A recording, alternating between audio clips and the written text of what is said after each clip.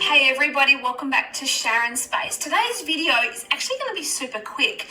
I was listening to a YouTube lady that I followed the other day, and she was talking about a Facebook audit, and also she was talking about screen time, and it got me thinking, and I thought, you know what, there's actually some info and inspo that I can bring to you all about those couple of things. So let's get started. So one of the first things to have a look at is your screen time. So you can go to your phone and have a look at what your daily screen time is. I know it sounds dorky and it's like, well, how's it going to help? But it will, because you don't know how to change things if you don't know where you're starting at. So having a look at your screen time will help you to see how much time you're actually spending on your phone. So that is the first step. Now write that down. The second step is to have a look at your phone and do a bit of an audit of your phone. If you're like me, I get really pissed off if I can't find things. It does my head in. So I like things to be where they're supposed to be and easy to find, and I hate wasting time on unnecessarily going around trying to find things. I mean, how bad is it when you can't find your keys? It just sends you over the limit, right? So have a look at your phone, and if there's apps on there that you're not using, I mean, how many times do we do this to the phone, and there's just so much shit on there that we're not using? So get rid of those. Not necessary. If you haven't used them in forever and they're not serving you, then just delete them. Let's do a bit of an audit, right? So delete them off there. The other thing with your phone is have a look at your email setup. If you've got the email coming through on your phone and you've also got it coming through on your computer, just think about what's serving you and what's working for you. Maybe you could eliminate one or the other. If you need to keep them both, then keep them both. But maybe there's some email addresses that you don't need to have come through on your phone if you've got them all on there, because I know that the majority of us have more than one. But just think about ways that you can minimize the double ups of what's happening, because you're spending time, energy, and your attention looking at them as much as you think you might not be. If something dings and dongs and pops up, you are probably having a look at that. Now, you times that throughout the day, then there's a lot of time that you're probably spending looking and wasting. And it's not just that, it's the distraction that happens. So if you're on task and you're doing something and then you're distracted by all of these things, it takes you, I know that there's a number and a figure for how long, can't remember what it is, so I'm not going to say because I don't actually know whether it be right, but there's so much time that it takes you to then regroup and to get back on the tasks that you were doing. So that's time wasted there as well. What I would recommend as well is just grouping everything together. So if you you can create the folder and you've got like a business folder with maybe, if YouTube is part of what you do, if you have your Facebook scheduling app, Business Suite, that goes in there. You could have a social folder which has got your Instagram and your Facebook, and that's all there. So it's really just thinking about, if you utilize your phone a lot, it's just getting that organized so you can minimize the time that it takes you to find things and just eliminate the stuff that doesn't serve you in your phone. So that in itself will help you, I assure you, just get rid of the clutter. Now let's talk about your Facebook and auditing Facebook. And I'm not talking about your business page. That's a topic for a whole different day. And I love to do them, but not talking about that today. Auditing Facebook. There's only a few things that I'm going to say on this. There's so many that we could go into, but this will help you to make a start.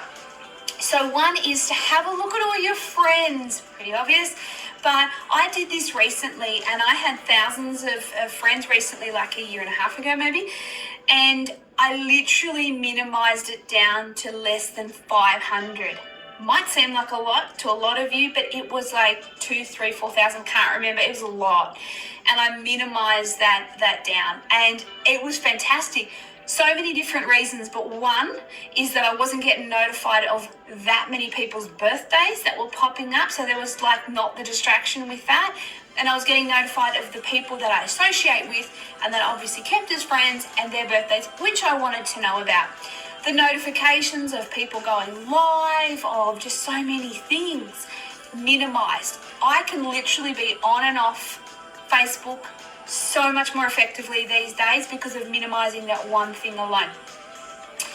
The other thing that I did do recently was to have a look at my Facebook groups, and the declutter of this was fantastic. I was getting notified all of the time of different groups. So when we were looking for a home, when we moved here 4 years ago, we were in all of the like Tasmanian rentals and stuff. And so I took myself out of all of those groups.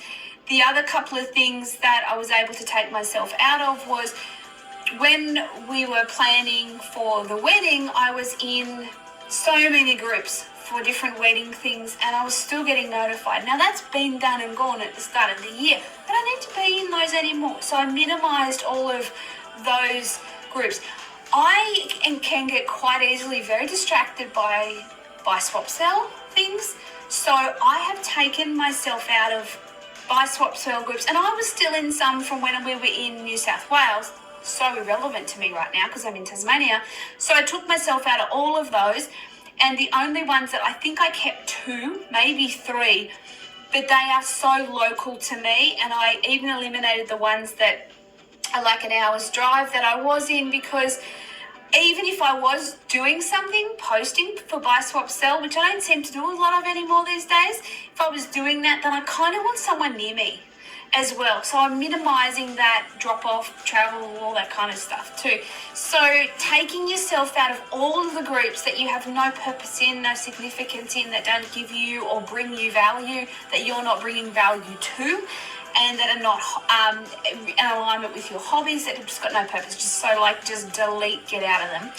The other thing with that is the ones that you keep, have a look at the notifications. So unless your notifications are turned on in your Facebook groups, then you won't necessarily be notified when people are posting. So there's some groups that I want to know when people are posting, because I don't want to miss the boat with certain groups and different things, because it might be something that I need to know that's business like relevant, and I've just missed it, and I don't want to do that if it's important to me.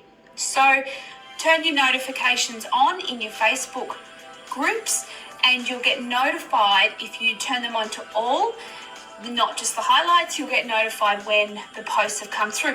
Same applies though, if there's groups that you want to keep but you don't want to be notified of every single post and get notifications of being overwhelmed with that, you literally just want to keep the group for you to check in when you want to check in, then have a look at the notifications and just make sure that they're turned off and that you're not getting those notifications constantly coming through.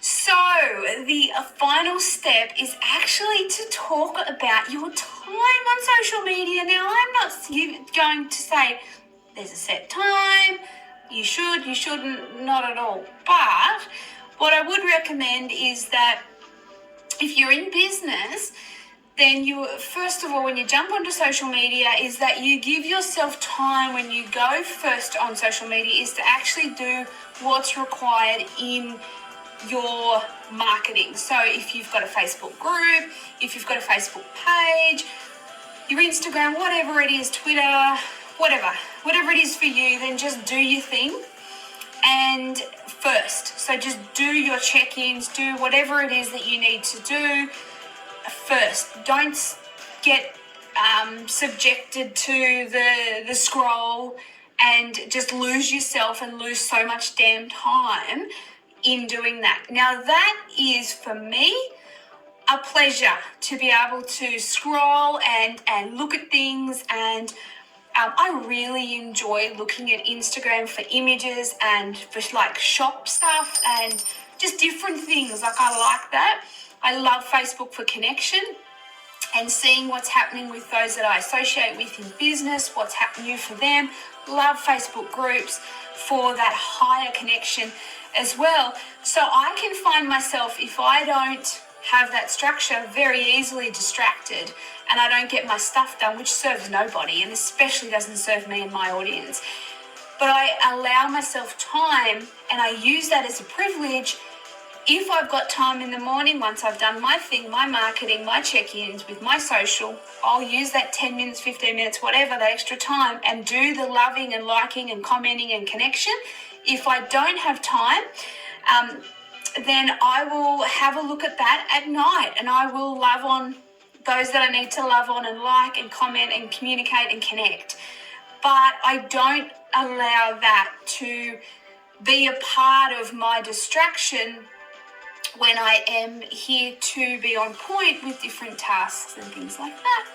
So that is it for those two things in having a look at when we possibly are getting overwhelmed, distracted, and we just need to have a little bit of an audit of a couple of things. And you can apply this to so many different things, whether that's your household and your environment, whether that's different business things.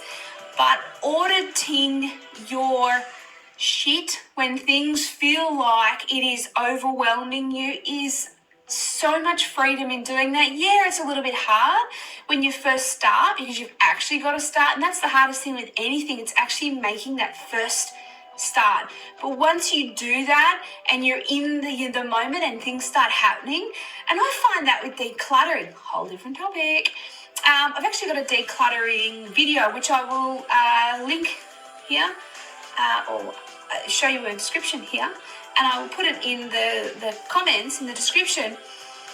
But the decluttering, I find that when I first start doing that, or the thought of doing it, it's like, oh, really?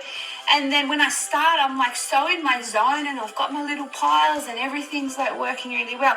So it's starting something that often is, we just overthink and overwhelm ourselves, but making that start, because the reality is that motivation doesn't come first. Action comes first, and when you start something, the motivation will definitely kick in.